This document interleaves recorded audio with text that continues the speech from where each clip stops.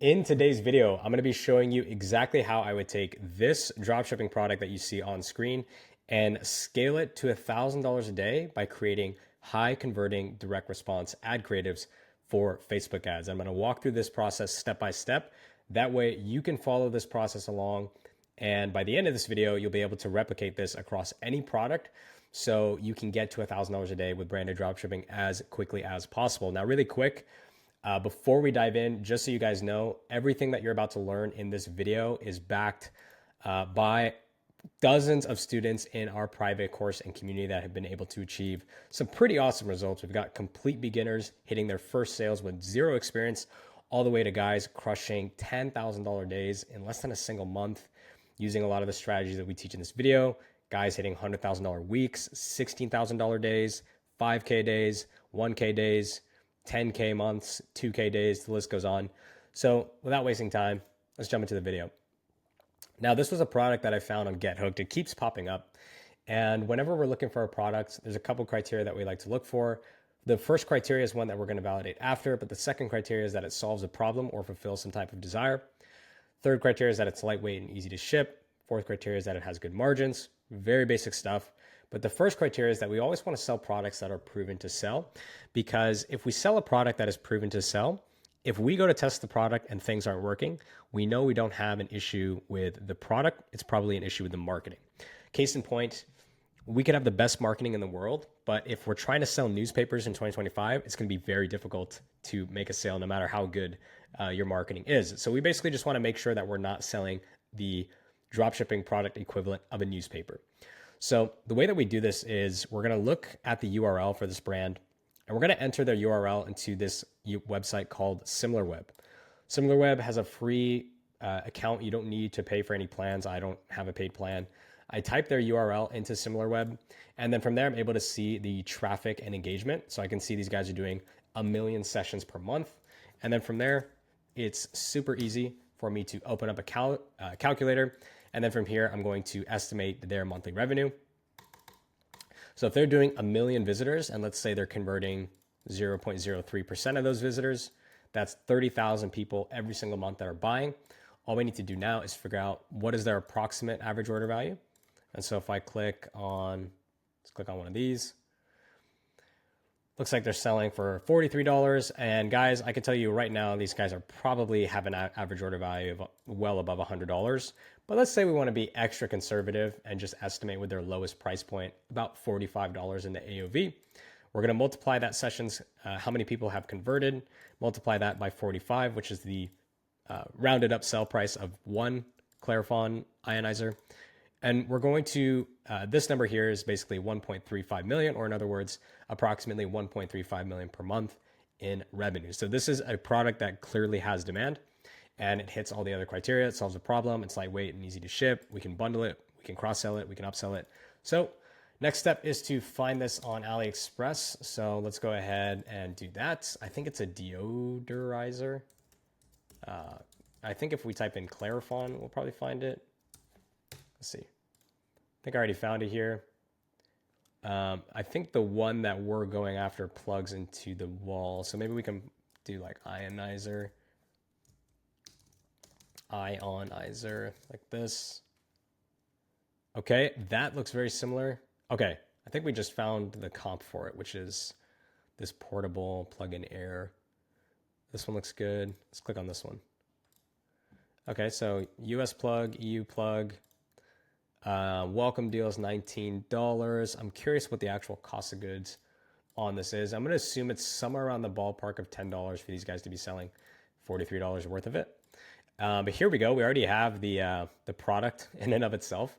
So what we're going to do now is that we have the AliExpress listing, is we're going to start to do some research. Now, there's a document that's linked underneath the pain diving document. So there's two documents. This document is called the 1K day war plan. This is basically where we're going to map out the entire advertising game plan to get to $1,000 a day as quickly as possible. And this is basically the reference document that we create for every single product. So we can store all of the critical information, such as our competitor, the AliExpress price, what we're going to sell it for, what's our offer going to be. And then this pain diving prompt document is pretty much 9 AI prompts that are designed to, from start to finish, allow you to do market research, and then ultimately write really good ad creatives as well as advertorials. So starting first with the 1K day war plan, I'm just going to make a copy of this document. And typically what I'll do is just call this, Clarifon or whatever, Clarifion, whatever the product you're going after. And all we're going to do is just map out some of this information here.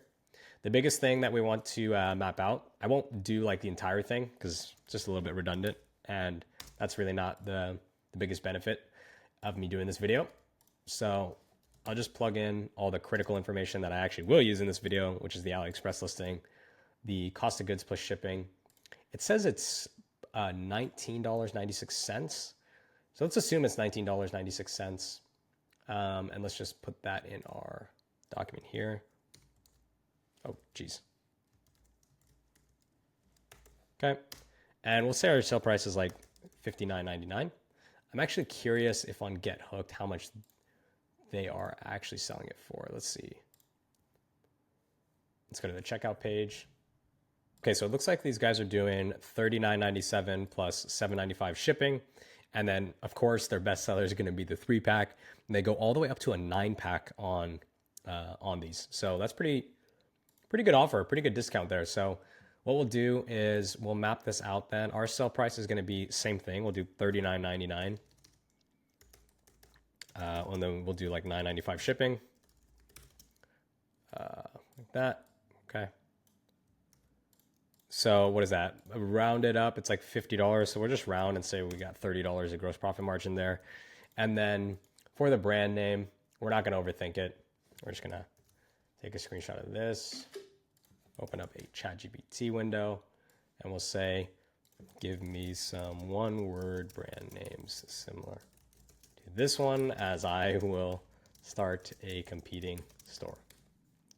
If I could spell properly. Okay. Let's get this going.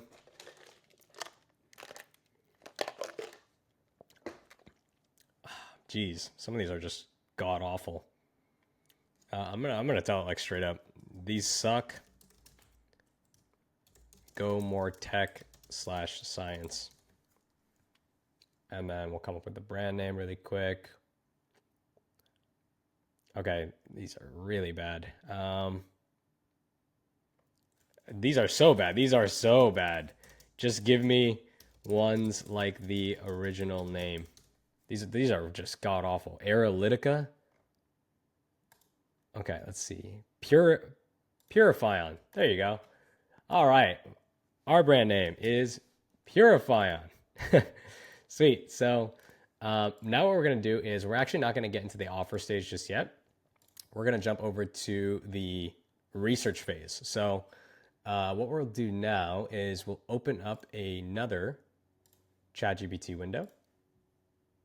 Okay, new chat. And what we're going to do is we're going to start with prompt number 1.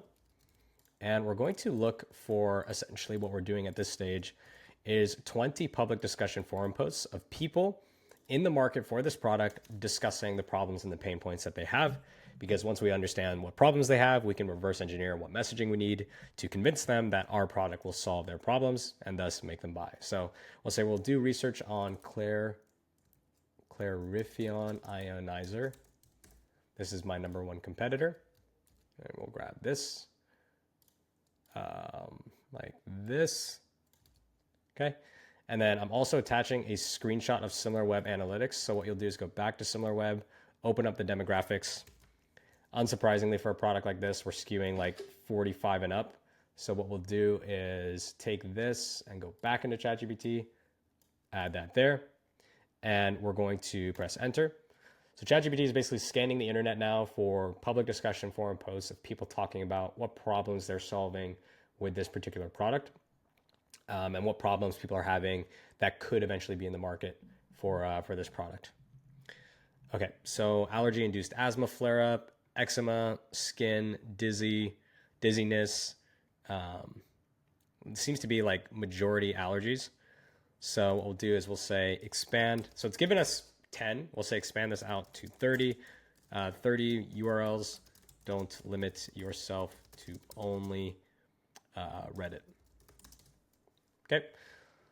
So initially from, if we go back to Get Hooked, it looks like these guys are taking a pretty, like, whoever's copying them is going very much like angled towards cats and I guess like pets. And so that makes sense. So we'll start spying on these guys. I think this, what I think is happening here is that these guys basically have their own dedicated pages for specific audiences. So they probably have like an allergy page. I could be totally off base, but from what I'm gathering, they are creating Facebook pages for specific niches. So here they're going after pet allergies and more specifically people with cats. And then they probably have, I want to say, some generalized allergy pages for their broader audience. They've probably got one for dog hair.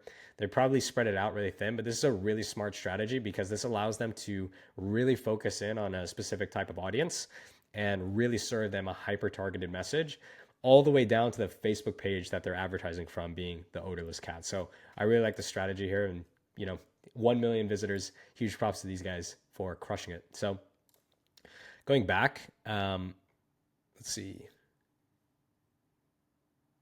Okay, let's see. Oh, it looks like it actually can't do it. So let's go ahead and expand this out and just rerun it. Let's see.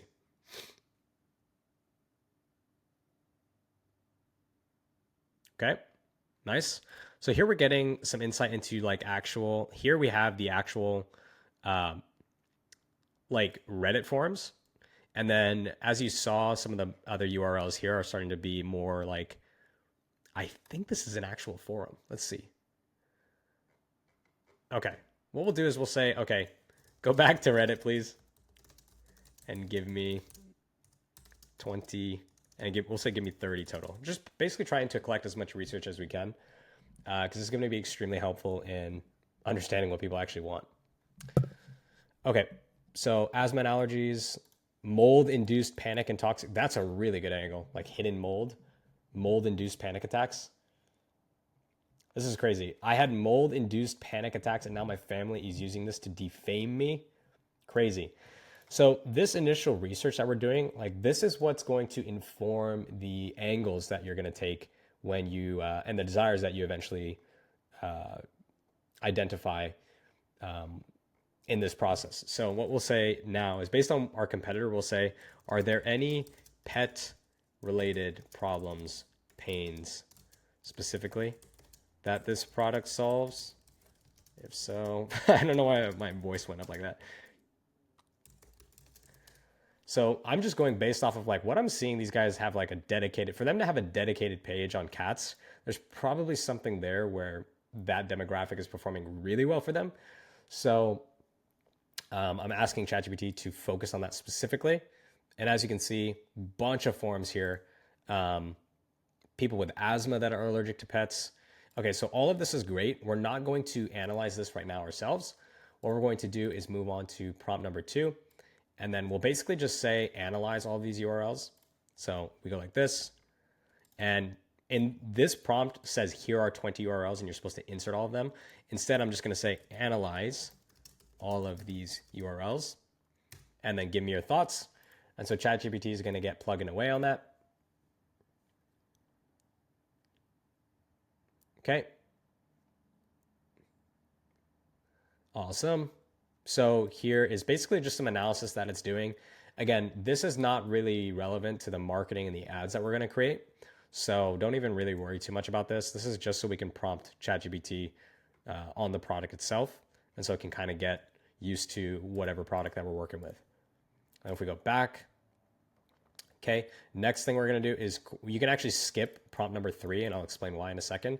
We're going to go on to prompt number 4, which is creating our customer avatar profile. And so basically what we're doing now is based on all of these URL forums, we're now going to create a customer avatar profile. So this is the one person that we are going to focus all of our marketing efforts towards, down to their age. As you saw, the main demographics are going to be 65 and up. So we're not going to focus on anyone we might focus on 55 to 64 because they're very close together. But that means, like when I say focus, I mean literally you want to exclude any of your marketing material from including anything that could relate to anyone who's 18 to 54, or in other words, people who are not your customer demographic. Because the way that you get to 1K a day specifically is by focusing on one avatar, one desire, one angle, one product, and one message. And if you can nail that down, you can hit 1K a day pretty quickly. The problem is like the way traditional dropshippers and beginners will go about this process is they'll see a product like this, they'll go straight to TikTok, rip a bunch of content featuring like people who are 18, people who are 44, mentioning different pain points, and then they'll put it into Facebook ads. It's probably going to deliver to the older demographics. And because the content is so off base and misaligned with what these older demographics actually want, you end up in a space where you are trying to serve content and Facebook's serving that content to a 65 plus audience, and it's not designed for them. And thus you get those really high CPMs. So that is why you have to do this process first. And so once we have that customer avatar profile, again, you don't really need to read all of this right now because we're all about moving as quickly as possible. Just know that all of this is now going to be thrown into our actual copywriting AI tool of choice, which is called Claude. So first thing that we're going to do is I do this very haphazardly where I literally just copy paste the entire, no, let me go back down. So come on, stay with me. All right. So what I'm going to do is copy paste all of this into a Claude chat. And I'm just going to say, analyze this and give me your thoughts. Get ready because we're going, we're going to write some killer ads and advertorials. Sweet. So as it's analyzing this, in the pain diving prompt, we're then going to move on to prompt number 5, which is identifying the dominant mass desires. So what a mass desire is essentially what is something that someone wants to get out of using your product. But it's very important that you don't think in terms of logical or functional benefits and features of your product. Meaning, if your product is a red shirt, you don't want to think a mass desire is, I want a red shirt. Typically, the way you think about it is think of any feature or benefit of your product, mainly a benefit, and then ask why. So if one of my benefits, for example, for a cat water fountain is to keep my cat hydrated, why would someone want to keep their cat hydrated? And that, if you go one step deeper, is typically the desire. What we'll do now is based on this is we're going to paste in this prompt and we're going to come up with 5 mass desires that we could test for in this product. Okay. Awesome. So here are now 5 things based on the emotional pain points, based on the forum post that Claude is basically saying this product fulfills.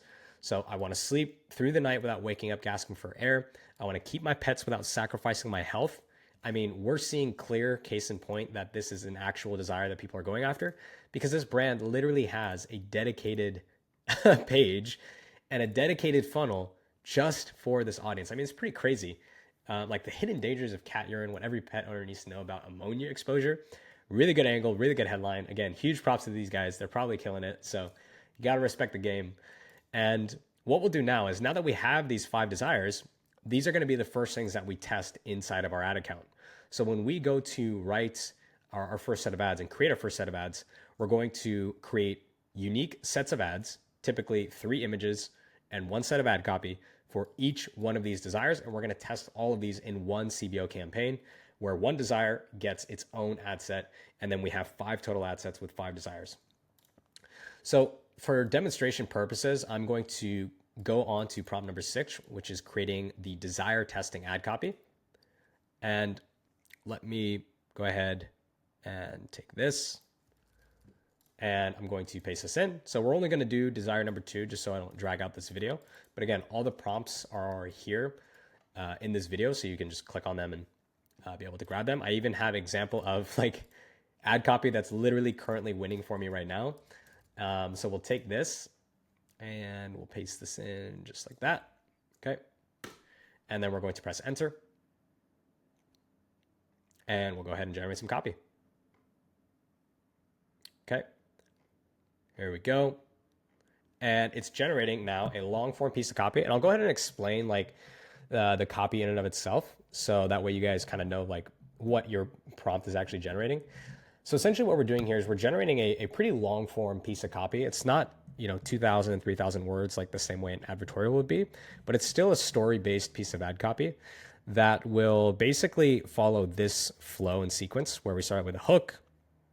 We're going to go through context, discovery of why past solutions failed. This is also called the unique mechanism behind the problem. We're going to agitate that problem.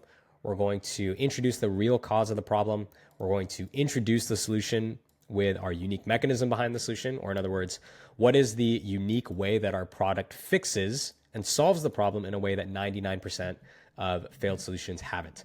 So let's say, for example, like if someone's buying this particular product and they're like, okay, well, I buy those little like Febreze outlets, things that you can plug into the wall. How is this going to be any different? That is what the unique mechanism behind the solution is going to explain. And then we go through, we have some other like really strict rules here, which is very small reading level. We like to write in 1 to 3 sentences only, just to keep it really digestible, keep it easy to read, especially for an older audience. You don't want to have just this gigantic, fucking block of text. Especially if it's an older audience, you want to have line breaks. You want to make it easy to read, make it digestible, because these people are old and we want to make it as easy for them as possible. So as you can see, here is the ad copy. And this ad copy is focused on this particular desire, which is I want to keep my pets without sacrificing my health. So this ad copy is designed to leverage this desire that people have and then show people through this specific framework how someone who had this desire eventually was able to solve this desire by way of our product. And that's essentially what this long form piece of ad copy is. It's a story that will take someone who has this current situation and that has this desire and shift their belief to believing that they can actually fulfill this desire, but through our product specifically. So once I have this piece of copy, typically what I'll do is I'll store this onto a Google Doc. So I'll typically go new document, paste this onto a Google Doc just like this.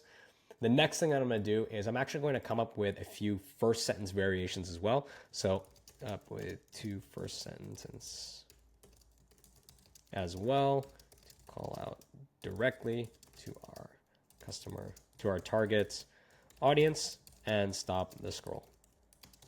Okay. I have actually found that the more broad I kind of leave Opus for, the better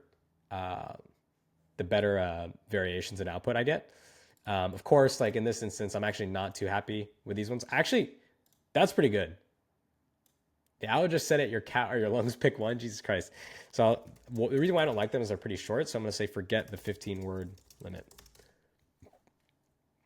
And then we'll store these variations here.